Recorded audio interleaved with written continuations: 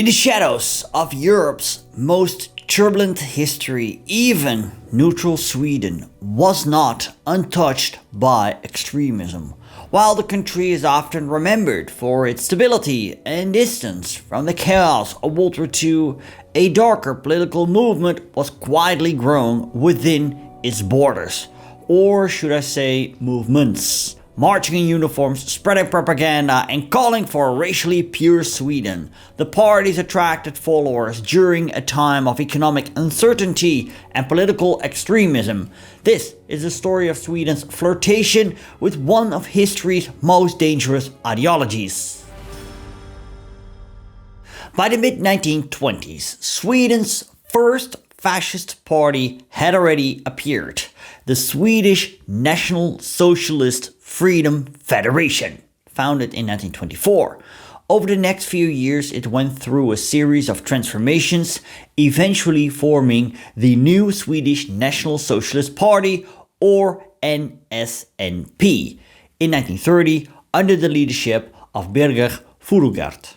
At its founding, the party claimed to unite almost all fascist groups in Sweden, which were increasingly National Socialist in outlook.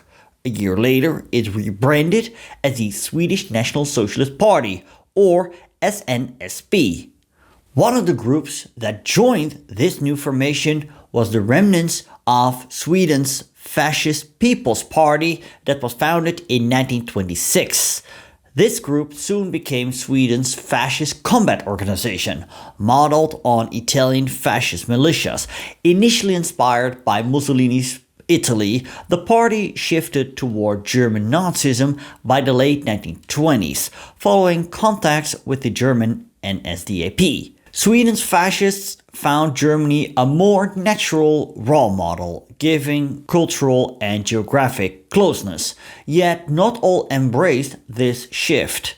Per Engdahl, a political scientist, rejected German-style Nazism and instead promoted a vision of Italian-style fascism, founding a series of idea movements focused on ideological exchange rather than electoral politics. His influence would persist well into the post-war period. The NSNP's consolidation didn't last. Personal and ideological tensions led to a split in January 1933, when Sven-Olov Lindholm and his followers broke away to form the National Socialist Labour Party. While both parties were nationalist and socialist in name, the SNSP emphasized the national side and Lindholm's NSAP leaned towards socialism, reflecting the left-wing divide within Swedish Nazism. The factionalism didn't stop there. Later in 1933, Colonel Martin Ekström founded the National Socialist Bloc, a party backed by wealthy industrialists and seen as the upper-class Nazi party. Despite a dramatic lounge rally in Stockholm, Ekström's charisma, or lack of it, limited the party's impact, while the National Socialist Bloc, in short NSB, not to be confused with the Dutch Nazi movement, gained some local representation. Its grand ambitions never materialized. To sum it up, Swedish fascism was marked by constant splits, personal rivalries, and competing visions. It was a movement that never managed to unify or gain serious political power despite a brief flurry of activity in the 1930s. After the 1933 split, Birger Furugard's SNSP was left weakened. Many of its younger, energetic leaders had left, but the party still claimed around 8,000 members in 1934, while Lindholm's NSAP boasted about 12,000. In local elections that year, the SNSP won roughly 16,800 votes, a sign that despite internal chaos, the party had a loyal core. National elections in 1936, however, were a disaster. The SNSP formed a coalition with the upper-class National Socialist Bloc, but they only managed 3,025 votes. In contrast, Lindholm's NSAP won 17,483 votes, establishing itself as Sweden's leading fascist party. Even compared to its Scandinavian counterparts, Swedish fascism performed insignificantly in the general elections of the 1930s, peaking at 0.7% in 1936. Swedish fascists never won any seats in parliament, but they did achieve a fair amount of local representation. Also, the election results, say nothing about the influence of individual adherents of fascism in society. However, election figures do give decisive indications of support levels, and in Sweden's case, they indicate marginal support. The SNSP disbanded, encouraging members to join the NSAP, while the National Socialist Bloc faded from view. During its heyday, the NSAP maintained a surprising level of organization. It had women's and youth groups, a uniformed militia, a trade union, and its own publishing arm. Its ideology initially emphasized socialist policies, like improving workers' rights and nationalizing certain industries.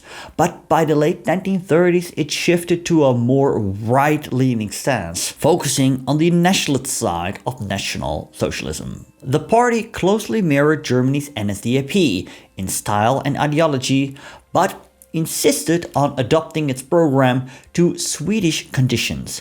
It emphasized Nordic racial superiority. By 1938, the party even rebranded as the Swedish Socialist Coalition, dropping swastikas and replacing the Nazi salute with a less extreme gesture. During World War II, the Swedish Socialist Union, the SSS, stayed mostly low profile. Many young members were drafted, and police and political scrutiny increased. They avoided elections, tacitly supporting Sweden's efforts to remain neutral while promoting volunteer service against communism.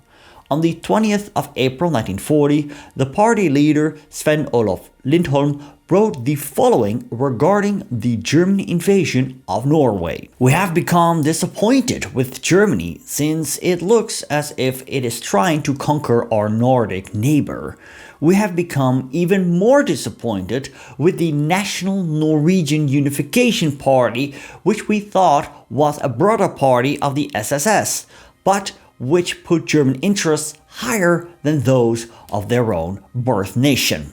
The party opted not to support Sweden's formal entry into the continuation war alongside Germany and the Soviet Union because they believed such a move might compromise Swedish sovereignty.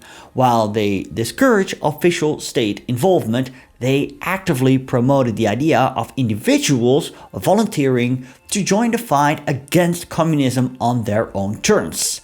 Eventually, over 1,000 fought alongside Finnish troops in the continuation war, and several hundred served in the ranks of the German Waffen-SS. Rather than merging Swedish interests entirely with the German war machine, the NSAP and SSS championed in the creation of a Swedish-led Nordic military bloc.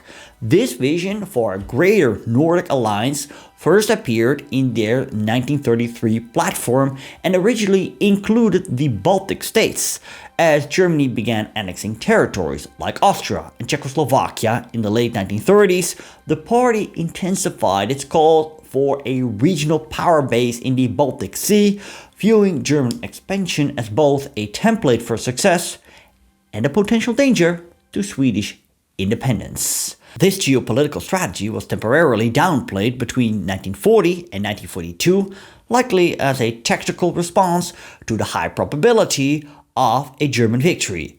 By 1943, the concept of a Nordic federation returned to their official program, though the Baltic states were no longer mentioned since they had been absorbed into the German Reich. This ideological framework was common among various Swedish fascist and right-wing groups of that era. It functioned as a utopian desire to resurrect the Swedish Empire of the 17th century, blending historical mythology with contemporary military theories on how to maintain Nordic autonomy through collective strength. One more party I did want to mention is the Swedish National Federation, or SNF, as it was anti-democratic and ultra-nationalist. The SNF represented the most significant force on the radical right during the mid-1930s, boasting a membership of approximately 40,000.